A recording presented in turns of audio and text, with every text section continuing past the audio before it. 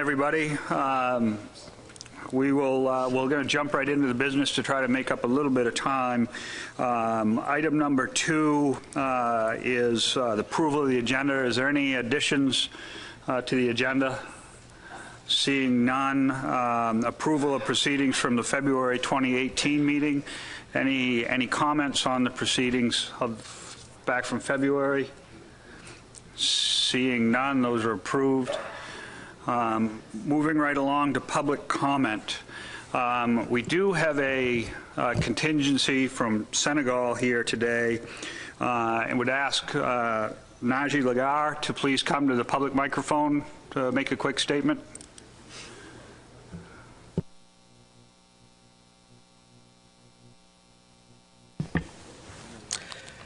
Yeah, good afternoon, Mr. Chairman. Thank you very much, and good afternoon, everybody.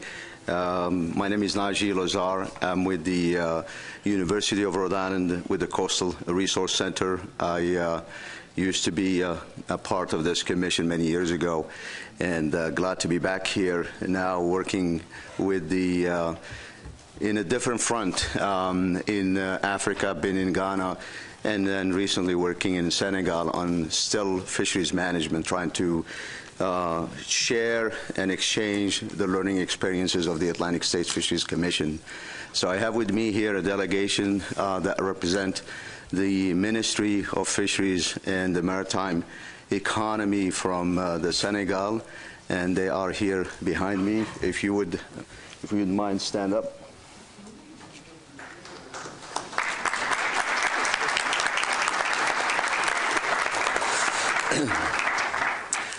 The Minister of Fisheries is with us. Unfortunately, he's a little bit behind schedule, but he will join us for the reception dinner tonight. Thank you very much for having us here today, and we'll look forward to listening to the Atlantic hearing and later on the ACCSP proceedings as well. Thank you. Great. Thank you very much. We appreciate your attendance here at the meeting today, and please don't watch my process on running a meeting. Might not be the best one. Just as a reminder, we go by Pat's rules, not Robert's rules. Item number 4 is discussion of potential impacts of possession limits in the Atlantic mackerel fishery in Herring Area 1A. If Megan is going to present on that. Thank you, Mr. Chairman. Today I'm going to review some of the ongoing actions related to the harvest of shad, river herring, and Atlantic mackerel. Many of these discussions have occurred in different management settings, so the goal today is to try and synthesize these for the section and provide an update on the actions that have been initiated. So there's 2 primary issues I'm going to touch on today. The first is the Atlantic mackerel fishery, so I will talk about the river herring and shad catch caps, the accountability measures when 100% of the quota is harvested, and then action that's been taken at the councils. And then I will also touch on the river herring and shad catch caps in the Atlantic herring fishery, since one of those has been harvested. So on February 23rd, the river herring and shad catch cap for the mackerel fishery was harvested, and a 20,000-pound trip limit was implemented. Concurrently, it was reported that about 89% of the mackerel quota had been caught, and the figure to the right is the Atlantic mackerel quota from the GARFO reporting website. The blue line is the 2018 catch, and the yellow line is the 2017 catch. And you can see that blue line is quite steep at the beginning of the year, and it kind of levels off once that 20,000-pound trip limit was implemented. There's about 2.2 million pounds of quota that remain, and it's estimated that 100% of the quota will be caught in November. So why is the mackerel fishery a concern for the herring section? There is a 0 possession limit for mackerel when 100% of the quota is caught, and regulations state that a fisherman cannot take, retain, possess, or land mackerel under a 0 possession limit. And this suggests that encountering mackerel in the herring fishery could be a violation. As a result, mixing of herring and mackerel, even at minimal levels, could hinder the operation of the herring fishery. So there have been several discussions at the New England Council and Mid-Atlantic Council. I'm going to focus on the Mid-Atlantic Council discussions since that's where most of the action has taken place.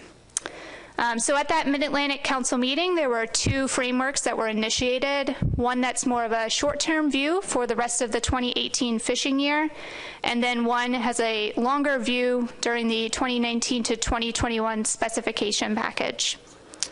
So short-term, framework action has been initiated to consider possession limits in the mackerel fishery once 100% of the quota is caught. And at present, it appears that the three options in that document will be status quo, so that would be a 0 possession limit, a 5,000-pound possession limit, and then a 10,000-pound possession limit.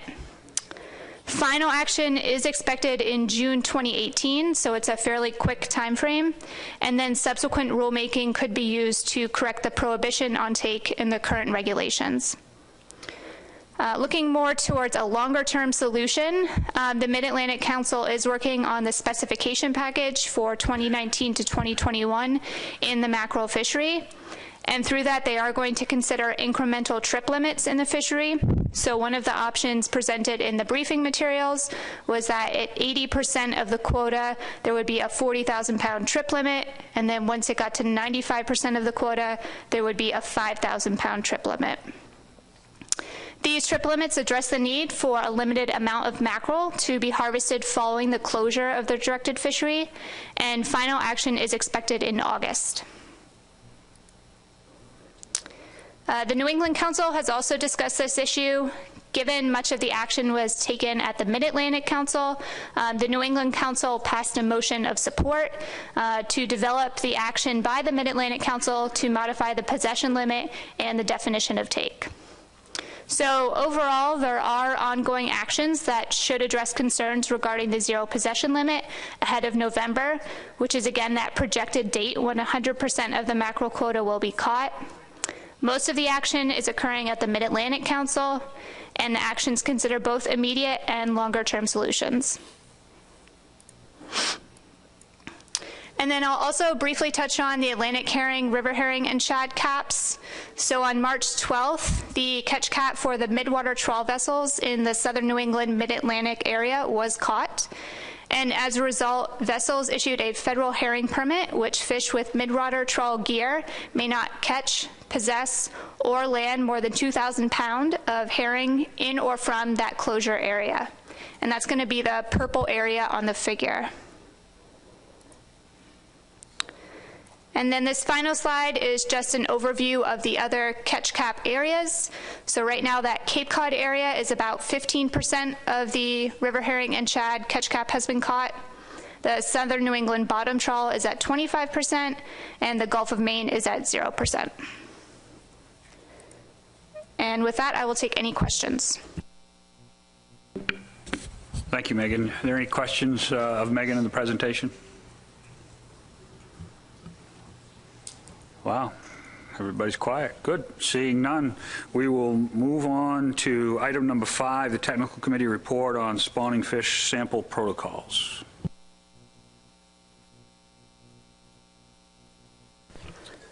So I will be putting on the TC hat today to present the TC report.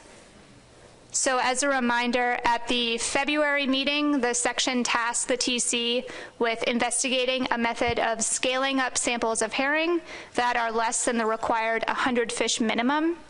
And this was prompted by concern that samples of herring greater than 90 fish, but less than 100 fish, are not considered when determining a spawning reclosure. So to remind everyone on the spawning reclosure protocol, Amendment 3 allows for a 2-week extension of a spawning closure if a sample indicates a significant number of spawn herring. To initiate a reclosure, that sample must comprise 25% or more mature herring by number in a sample that have yet to spawn. The sample also has a requirement, and it must be a minimum of 100 randomly selected adult-sized fish from a fishery-dependent or independent source. So there's really two criteria here. There's a trigger that initiates a reclosure, which is that 25%, and then there's also a requirement that a sample be made up of 100 fish. The TC met in March via a conference call to discuss this task. Overall, the TC concluded that the requirement to have a certain percentage of mature herring, so that 25%, is really the priority in allowing for a reclosure.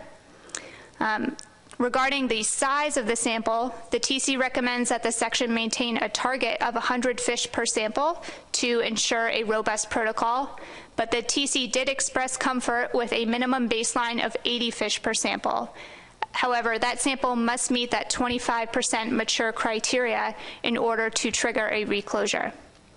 Since the TC is recommending that priority be given to the composition of the sample, no analysis is needed to scale up a sample of herring less than 100 fish.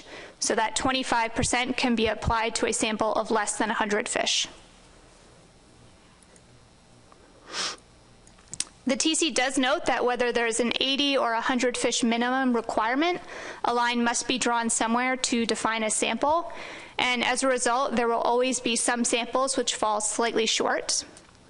And as a reminder, stipulations for a sample in the forecast system, so that's for that initial 4-week closure, are slightly different in that each sample must contain at least 25 female herring in gonadal stages 3 through 5. And currently, samples which contain less than 100 fish are included in the forecast system as long as they meet that 25 female fish requirement. So next steps for the board. If the board is interested in altering that minimum fish requirement in the reclosure protocol, that can be done via a board motion, and then we would also incorporate that change into a subsequent management document, so whatever is the next addendum initiated by the board, or by the section, excuse me. And with that, I'll take any questions. Thank you, Megan. Is there any questions regarding the TC report on this issue? Ray. Yes, Megan. So the TC recommends 100 fish count, but they're comfortable with an 80. Can you explain that? So they're recommending that it be a target of 100 fish, but that if a sample was 80 fish, they would be comfortable using that to determine if a reclosure is needed in the herring fishery.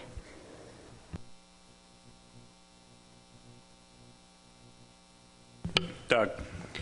Just to be clear on what our next steps are, if we do by board vote here, that 80 fish minimum would go into place immediately, and then you just, in a future action, just change the wording in it. And one of the things that I got out of the TC memo, which I think you were pretty clear about, is even with an 80 fish minimum sample, 25% at a minimum must be spawning fish. Sexually mature, sexually mature fish. Correct? Steve? I'm prepared to make a motion that gets us there as we continue the discussion, if you'd like. That'd be fine. Thank you. I think you have it, but I'll be happy to read what I've got. Move to have the Atlantic herring spawning reclosure protocol to read that a sample is defined as a minimum of 80 randomly selected adult-sized fish with a target of 100 fish from a fisheries-dependent or independent source. Second by Ray Kane. Any comments? Go ahead, Bob. Thanks, Mr. Chair. I'm just, given that this is such a high-volume fishery, I'm just struck by the fact that we're bouncing between 80 and 100 fish as if it were a challenge, and it must be on occasion to get a sufficient sample size. But, Megan, can you just kind of clue me in as to why on occasion there's a challenge in getting enough herring, given that it's a high-volume fish for sampling, given that it's such a high-volume fishery? I'm not sure it was necessarily a challenge, but my impression was that some states, when they did the sampling, would get 98 or 99 fish, and that would automatically disqualify that sample from being used to determine if a reclosure is needed. And so that was the request, to look at a lower minimum sample size. But as the TC notes, whether the baseline is 80, 90, 100, at some point a line is drawn, and so there will always be samples that might fall slightly short.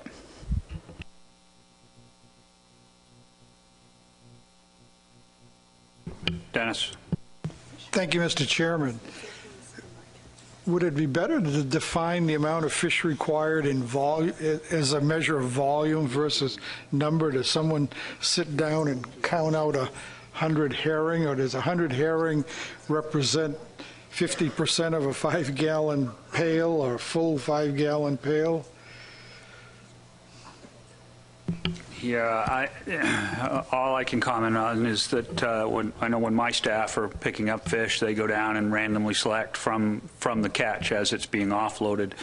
It's never been done by volume. They just try to guesstimate when they have somewhere around 100 fish. Almost always they end up with over 100 fish. But in 2 cases last year, one case I think David and Doug and I talked about on a phone call resulted in 2 samples that potentially would have closed the eastern Gulf of Maine, we only had 97 and 96 fish, I think. So I think it seems to me this is an attempt to try to make sure that when we've got the right amount of fish, that we've got some flexibility in ensuring that we can make those type of closures and protect the stock. Colleen? Hi, thank you. Megan, I'm just wondering if you can speak to, when we met on this last, I think we had suggested a minimum sample size of 90 fish, so I'm a little bit surprised it went down from there. I know we're kind of splitting hairs, but can you speak to how they got to 80? I think it was more of a comfort level with the TC than any sort of statistical analysis. But they did note that obviously the higher the number, the more robust the sample is, and a greater representation it is of the population. Yeah, I did ask Matt Sierra from my staff, from a statistical standpoint, was he more comfortable with 90 versus 80? And at that time, he answered that he didn't think there would be any difference. And I know the question was asked of Renee, but I don't know if you ever heard back from her. I think she was interested in checking in with the TC members, and it sounds like you might have gotten an answer through your state representative. Any additional comments or questions on the motion? David? Yeah, we've discussed the spawning reclosure protocol for quite a long time, and frankly, we discussed it so much it became humorous. Maybe not to everybody else, but to me, as we struggle to figure out how in the world do we reclose when we have some evidence that the fish are still spawning. It's important to reclose, and frankly, I've always turned to my staff that's done the sampling, that's got the statistical know-how to ask him as well as staff from other states. What can we live with? What will do the job? It's because the fishery is closed. It can be hard to get samples. They'll sample from the whiting fishery. They'll sample whatever they can, whatever's available. They'll get it. In the past, I've always been concerned that we might get a sample that would be biased, that might come from a fishery that's actually not representative of the sea herring fishery itself, that would reinitiate once that would stop when the closure was reinstated. But I backed off of that. I think the motion is a good one. It covers the fishery-dependent and independent source. My assumption is that our staff, your staff, New Hampshire, involved in this will strive to get the 100 fish. But if they just can't get it, then okay, the 80 randomly selected adult fish, why not? This is a good way forward, and I support it.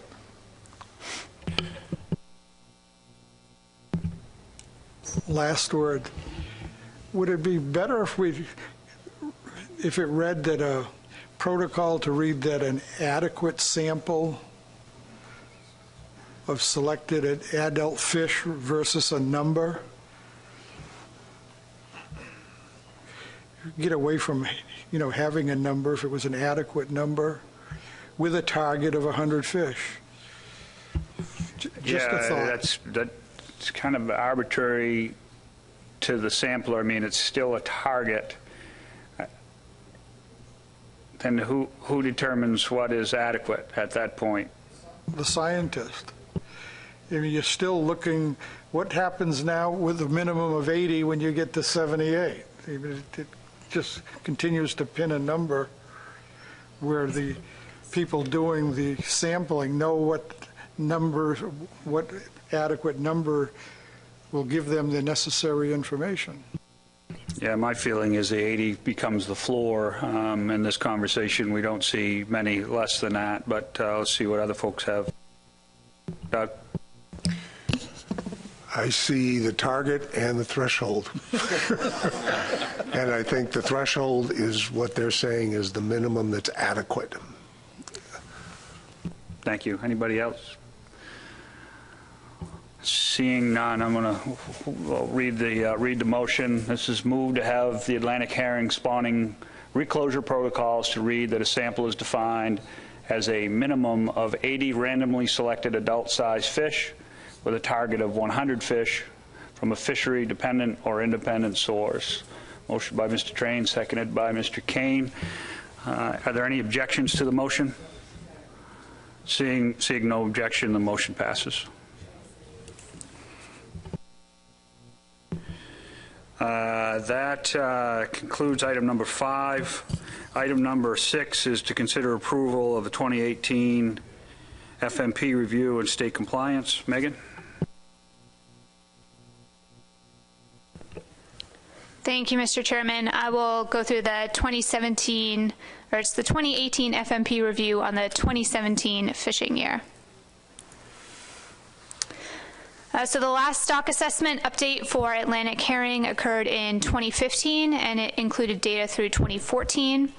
Results of that assessment indicated that Atlantic herring is not overfished and overfishing is not occurring. The next assessment is scheduled for 2018 with a SAW-SARC review scheduled for June, and results of that assessment will be used to inform the next specification package. The U.S. Atlantic herring fishery is controlled by annual catch limits. The stock-wide ACL for 2016 to 2018 was 104,800 metric tons, and then the Area 1A sub-ACL is 30,300 metric tons.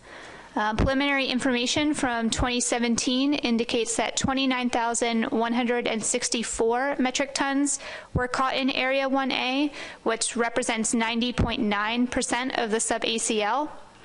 Since the directed fishery closes when 92% of an area's sub-ACL is projected to be reached, there was no closure in the Area 1A fishery in 2017. And I just wanted to note that this figure is updated from the figure that is in the document. The ACCSP 2017 landings were posted after the PRT had completed the FMP review. So this updated figure, which now includes 2017, will go into the FMP review. This slide outlines the Days Out program and the effort control measures which were implemented in Area 1A for 2017. 2017 was the first year under Addendum 1. The original landing schedule for Area 1A was set at 3 days for vessels with a Category A permit, and then this was subsequently increased to 4, and then 5, and then 7 days, as it became clear that the landings were occurring at a slower pace than the previous 2 years. Likewise, the weekly landing limits for the Category A permits also increased throughout trimester 2. For the start of trimester 3, there was a 3-day consecutive landings limit, and then this was increased to 7 days once it became clear that landings were below the sub-ACL. Trimester 3 landings continued well into December, creating a longer season than the previous 2 years. This slide goes through the spawning closures that occurred in 2017. So in Eastern Maine, it closed on the default date of August 28th, since there was only one sample from that area. And then the closure was extended for 2 additional weeks, closing October 16th through the 30th, after a sample indicated a significant number of spawning herring. In Western Maine, the GSI 30 model was used to close on the projected date of September 26th, and there was no reclosure in the Western Maine area. And then for Massachusetts and New Hampshire, again, the GSI 30 model was used to project a closure date of October 1st, and that closure was extended 2 additional weeks after samples indicated a significant number of spawn herring. In terms of state compliance, the PRT finds that all states are in compliance with the Atlantic Herring FMP. For de minimis status, a state may be eligible for de minimis if its combined average of the last 3 years of commercial landings constitutes less than 1% of the coastwide commercial landings for that same 3-year period. New York has requested and met the requirements of de minimis status. So the PRT recommends that the Atlantic Herring section approve the 2018 Atlantic Herring FMP review, state compliance reports, and de minimis status for New York. Any questions on the compliance report? Seeing none, would entertain a motion. Doug?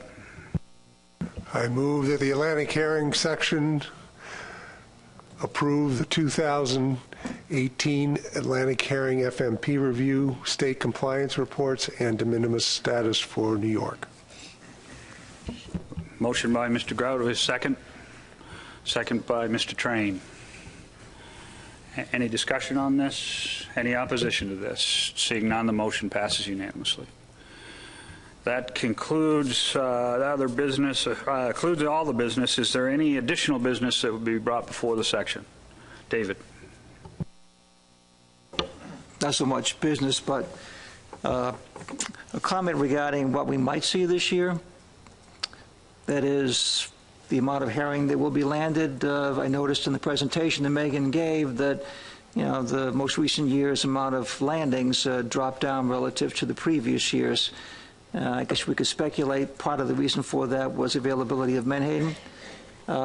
Because of what we have done, what ASMFC has done with menhaden management, the size of the quotas, allocations to the states, I suspect I know there'll be a lot more herring available to be harvested by purse seiners primarily. So it remains to be seen what the states do, notably New Hampshire, Massachusetts, and Maine, what we feel we have to do, as we always do every year, changing the days for landing, for catching, and all that we do regarding slowing down the harvest of sea herring. I suspect that we may find ourselves with a lot of menhaden being caught, assuming they're in our waters and they can be caught, and we'll see a much reduced landing of sea herring as menhaden takes over, as I hope it would, for the bait market. So we shall see. Yeah, I'm never certain of what my crystal ball might. It's very foggy, like everywhere else in Maine. My crystal ball is very foggy. What may happen with herring landing? Any additional items for the board or for the section? Mr. White, excuse me. Thank you, Mr. Chairman. Just curious if Megan has ever staffed a board that's only lasted 40 minutes before. If she wasn't so long-winded, we would have been done 20 minutes ago. If there's no other business to be brought before the section, I would entertain a motion to adjourn. Motion to adjourn. So move. Thank you very much.